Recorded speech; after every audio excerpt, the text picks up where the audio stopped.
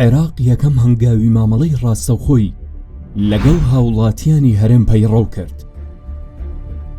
دوای ئەوەی لە ماوەی ڕابردوو هەریەک لە پەرلەمانتاران زارکە و شەمسەدین و غالب محەممەد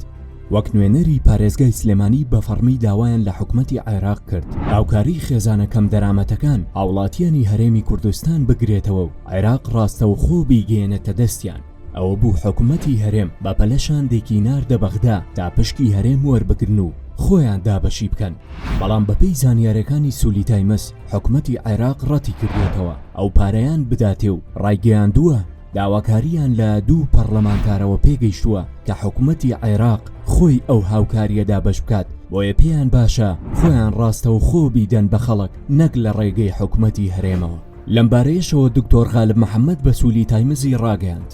دوای ئەوەی کە زانیمان کە پارێک تەرخانەکرێت بۆ ئەو خێزانانەی کە کەم دەرامەتن کە هیچ موچە و شتێکیان لە حکومەتی عێراق و حکومەتی هەرێمی کوردستان دەست بەجێ ئێمە زانیمان کە و پارە بێتە هەرێمی کوردستان جارێکی تر حکومەتی هەرێم دەست بەسەر یادەگرێت و نایدا بە هاوڵاتیان. بیرمان لەوە کردەوە لەگەڵ کاک سەرکەوتان نووسراوێکمان ئاڕاستەی سەرۆکی لیژنەی باڵای ڕوبەڕووبوونەوەی کۆرۆنامان کرد لە عێراق کە جێگری یەکەمی پەرلەمانی عێراقا قسەشمان لەگەڵا کرد و ڕازی بوو کە چیترنە ئەو پارە نەڕاتە هەرێمی کوردستان بەڵکو لەگەڵ هاوڵاتیەکانی عێراق چۆن بەو میکانیزمە پارەکە دابەشەکرێت بۆ ئەوانیش وا دابەش بکرێت و بەڕاستەوخۆ بگاتە دەستی هاوڵاتیان و ئەمە کارێکی زۆر زۆر باشەوە دەتوانین ئەمە بکەینە بنچینەیەک بۆ ئەوەی چیتر ئەگەر هات و ناوی تەواوی موچەخۆرانی هەرێمی کوردستانیش لە عێراق بێت هەوڵ بدرێت بە ڕێگەی چی کار بێت بە ڕێگەی تر بێت کە موچەکە ڕاستەوخۆ بگاتە دەستی هاوڵاتیان هەرێمی کوردستان نەک لەلایەن حکومەتی هەرێمەوە بێت چونکە دەزانین حکومەتی هەرێم دەستێکی ئەمین نییە و ئەو پارەش ناگا بە دەستی هاوڵاتیان و فەرمانبەران و کێشیانش بۆ دروست. هەر بە گوێرەی وتەکانی دکتۆر غالب محەممەد هەوڵەکانیان بەردەوامن تا بتوانرێت لە ئاستەکانی تریش عێراق مامەڵە لەگەڵ هاوڵاتیانی هەرێم بکات و پێدەچێت ئەم هەوڵانش وەک پێشتر لەلایەن پارتی و یەکێتیەوە بە توندی ڕەت بکرێتەوە. بەپێی زانیاریەکانی وەزارەتی کاری عێراقیش نزیکەی 14 ملیۆن کەس لە عێراق بە فۆرمی ئەلکترۆنی ناویان تۆمار کردووە و لە هەرێمی کوردستانیش دەیان هەزار کەس پڕیان کردوتەوە. لەو 14 ملیۆن کەسە 10 ملیۆن و نیو ناویان هاتۆتەوە و بۆ هەر کەسێ 30,000 دینار دەدرێت واتە سەرجەم ئەندامانی خێزانێک هەر مانگێک یەکی 30,000 دینار وەردەگرن و هاوکاریەکانیش 2 مانگ دەخایەنێت کە 600 ملیار دینار تەرخان کراوە بۆ ئەو مەبەستە. شێوازی پێدانی پارەکەش لە ڕێگەی ئاسیا حەواڵە و زەین و ناسپەیەوە دەدرێت و هەرێمی کوردستانیش دەگرێتەوە کە لە ئێسادا نزیکەی لە 16 هاوڵاتیان لە هەرێم لەو ڕێگەیەوە هاوکاریان وەرگرتووە بە شێوەی ڕاستەوخۆ بەردەوامیش دەبێت. بە مەبەستی شێوازی دابەشکردنی ئەو پارەیەش بۆ هاوڵاتیان و چۆنێتی ڕێکارەکان وتەبێژی فاروق گروپ بە سولی تایمزی وت ئەم هاوریکاریە با بڵێن بە 2 قۆناغ دابەشکرێت واتە هەر خێزانێک 2 جار پارە وەرەگرێت بە 2 دەورە بە 2 مانگ پارەی خۆی وەرێت. طبعاً ئەم بڕی کە لە ڕێی ئاسیا حواڵەوە تەوزیعکرێت بڕی 150 ملیار دینارە لە هەموو پارێزگاکانی عێراق. حسەی کوردستان لەم پارەیە نزیکی 30 ملیار دینارە کرێت. پرۆسەی تۆمارکردنەکە حکومەتی عێراقی ئەوان لە ڕێی وەزارەتی کار و کاروباری کۆمەڵایەتی وەزارەتی دارایی وەزارەتی پلاندانانەوە کرۆسچێکینی بۆ پێواتە دڵنیا بنەوە لە پرۆفایلی ئەم کەسانە سریان کردو بزان بزەوت ئەم کەسە بۆ منە موچەی نییە لە حکومەتانی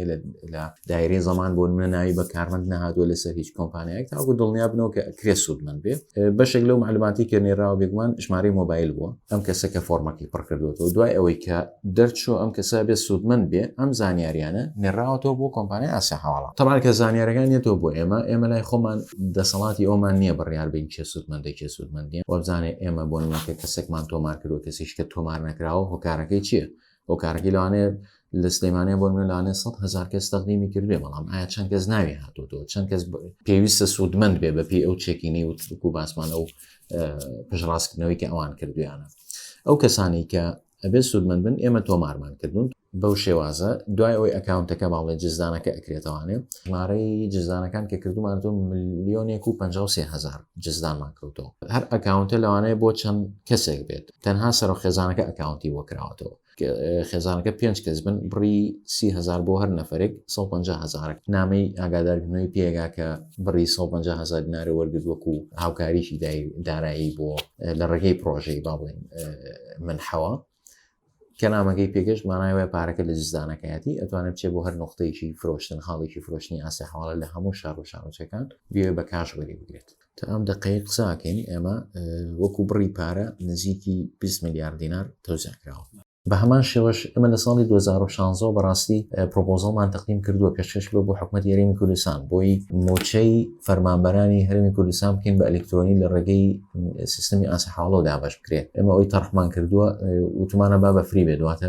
بە بەلاش بێ بۆ مۆزەف بەڵام بەداخۆ چۆتەوە ئەنجومەنی وەزیران تا ئێستا